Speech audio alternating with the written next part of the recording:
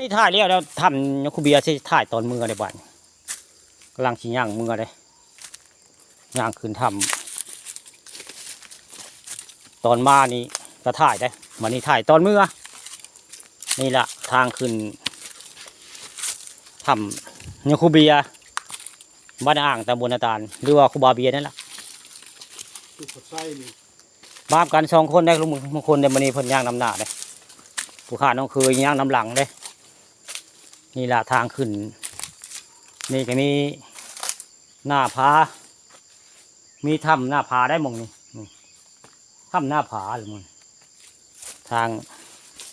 างลงทางขึ้นถ้ำนี่คุบิยะแหละนี่ถ่ายตอนมาก็ถ่ายได้บ่านี่ถ่ายตอนมือนี่แหละทางขึ้นถ้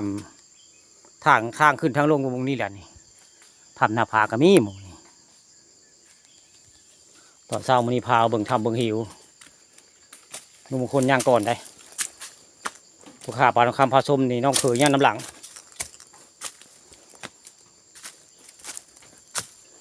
นี่แหละทางขึ้นถ้ำวัดยคูเบียมีมันลาบได้เล็กได้นี่นี่ละทางบันไดเพิ่น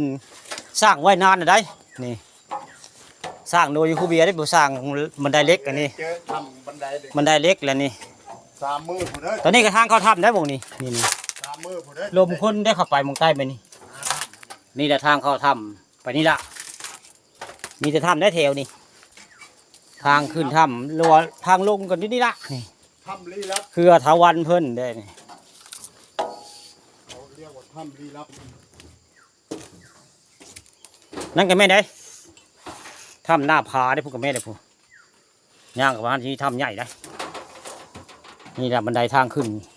ท่านละดอกวัดวารามเพิ่นแล้วนี่ถ้ำเพิ่นแล้วไปถ่ายดอกคุรูแม่น่ะบ่ไปได้อันนั้นน่ะขาดแล้วบ่ขาดแล้วเมื่อยแล้วนั่นน่ะดอกคุรูล่ะซุ่ม FC นี่ก็ถ้ำมงนึงเลยทางขึ้นนี่ทางลงวัดถ้ำยคูเบียแหละมงนี้เราแรงบันดาลใจของเราได้สร้างเป้าเป็นธรรมดาเด้สร้างบันไดทางลงนี่แกผู้สิใช้หลายมือเติบนี่อย่างเร็วนี่แหละทางขึ้นทางลงถ้ำยคูเบีย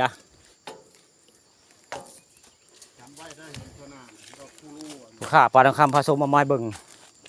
มองนี่ละทางลงถ้ำเพิ่นละนี่ไผ่ประจักษ์ผู้ข้าปลาทองคำผสมมาไม้เบิ่งนี่แหละทางลงวัดถ้ำยคูเบีย